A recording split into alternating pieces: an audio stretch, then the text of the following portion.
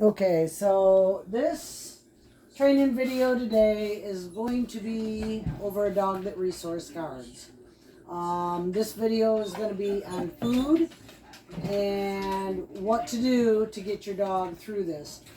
The only way to succeed in resource guarding of food is with management.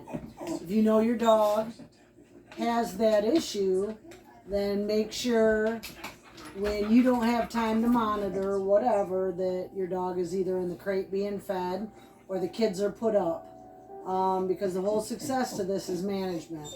And don't forget, don't forget and reach for that bowl. If you do these steps that I'm going to show you today for 6 months straight without even thinking about it, without even questioning it, and then after 6 months, then you can start to reevaluate.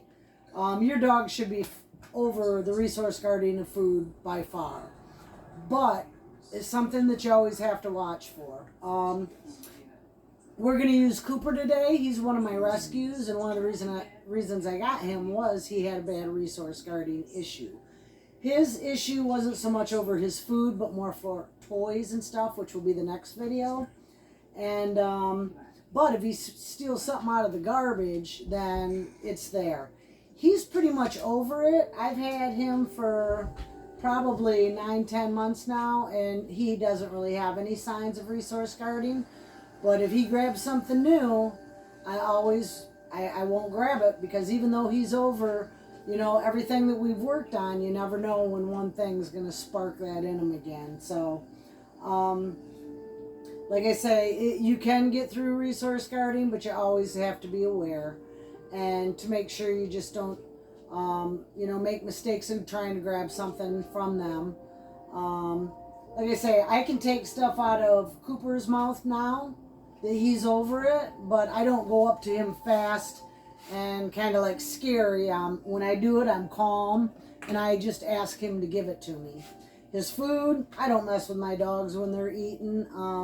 And I don't have no little kids that are here when they're eating either, all of them eat in their crates, but I can let a bunch of them out together to eat together.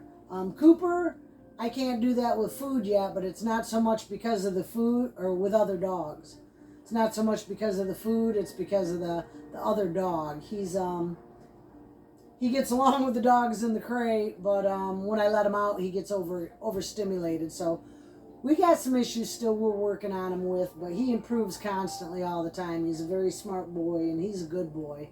And he understands, he pays attention, so he understands a lot of your words. But this video, we're going to work on his dish, food dish, and how to get them over that, the resource guarding of that. Another big point with resource guarding is if he has his food and you're trying to work with him, you have to have a higher value treat than his food. So I have all kinds of things. I have cheese, I have bread.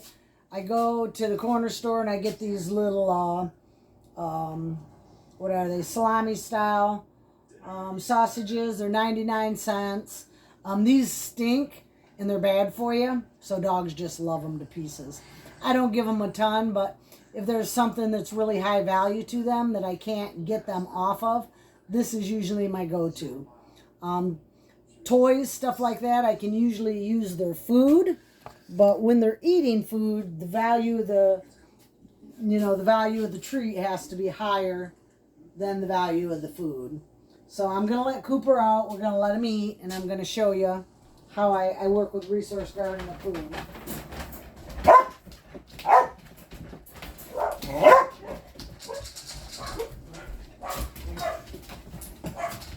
As you can see, I set his bowl down, no problems.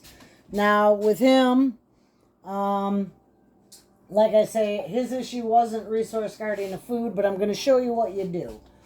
So I'm going to walk by. I'm not going to pay any attention to him. I'm just going to kind of walk by and I'm going to toss a piece of food. If he takes it, good. If he doesn't take it, it means it's not as high value as his food. I'm going to walk by again, not paying attention to him. I'm just going to toss a piece of food. That one I don't think he's seen. But again, the next one, I'm going to go by. Now, if he was stopping and eating really fast or stopping and giving me the stink eye, I would only do the walk by and toss treats, but he's not doing that. So when it gets to a point where he's eating calm, still got resource garden, but he's eating calm, I'll go a little bit closer, drop a piece of food into his bowl, keep walking, go back by. See, he's being a really good boy. So like I say, I would do this. I'm going to try to do it once a day. So if you have a dog that resource guards. If you feed him a couple times a day and you're pretty busy with the kids and work and the family, then at least try to do it on one feeding. Even if you save out a half a cup of food, let's say you feed once a day, save a half a cup of food for when you got time that you can put it in the bowl and work on this when the kids are in bed and the house is calm. Once you get past these points of where they stop staring at you, they don't growl, they're more relaxed when you go by, then you can bring in more distractions. Always keep little kids away though, because they don't understand. And I'm just going to walk by again, toss another one.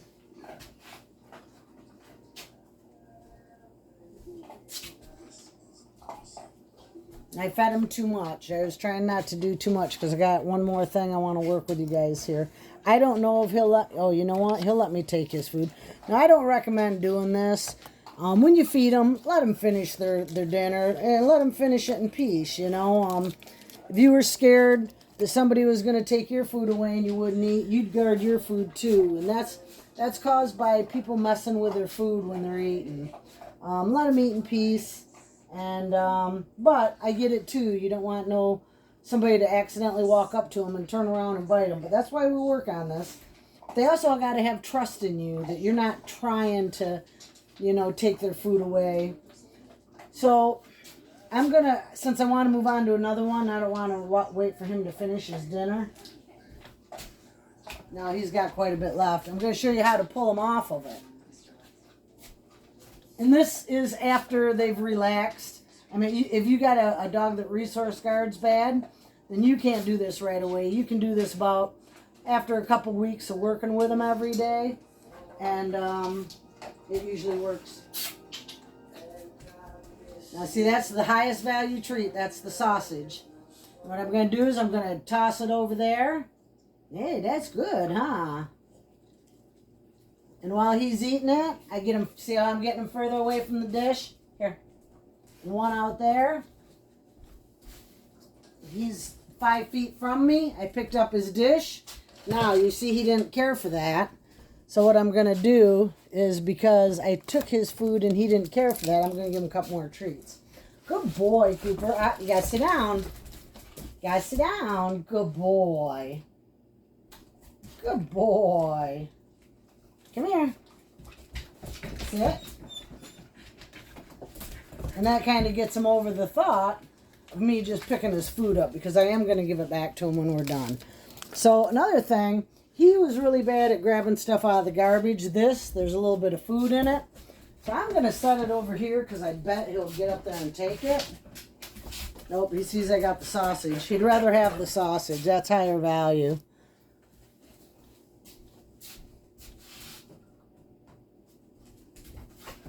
All right. See, he's over his resource garden. All right. Okay, so I don't know if you can see that. Let me see.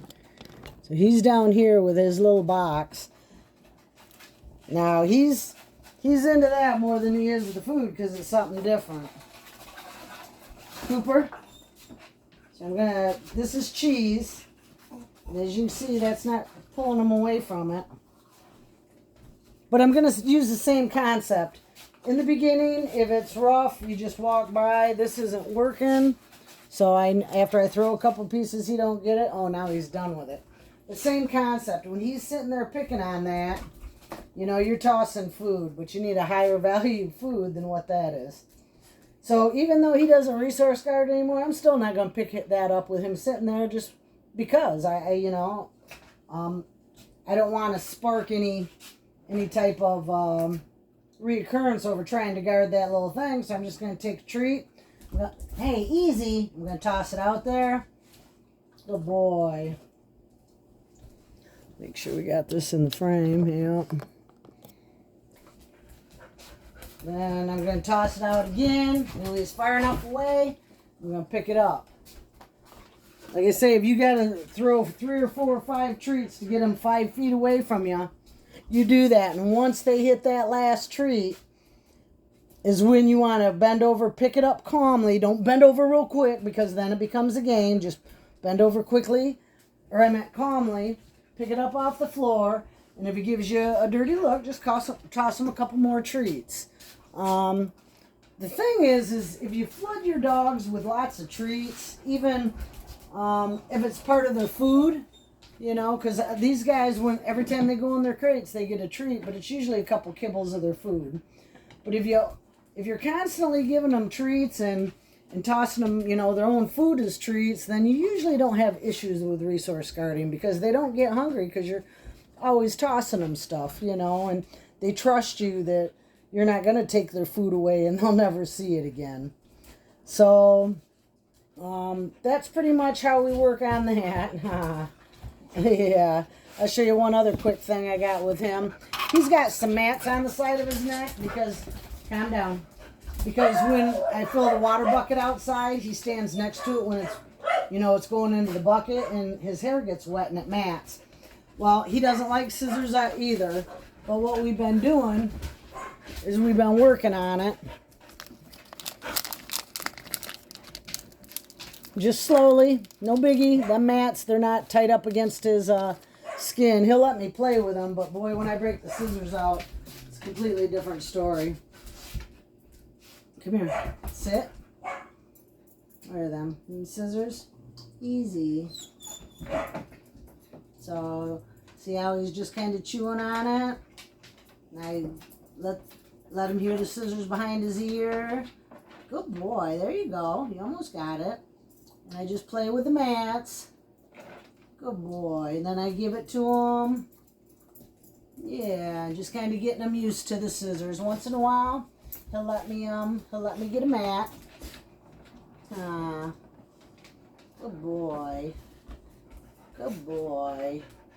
But I can only usually get about one, and he's like, oh, what'd you do? All right.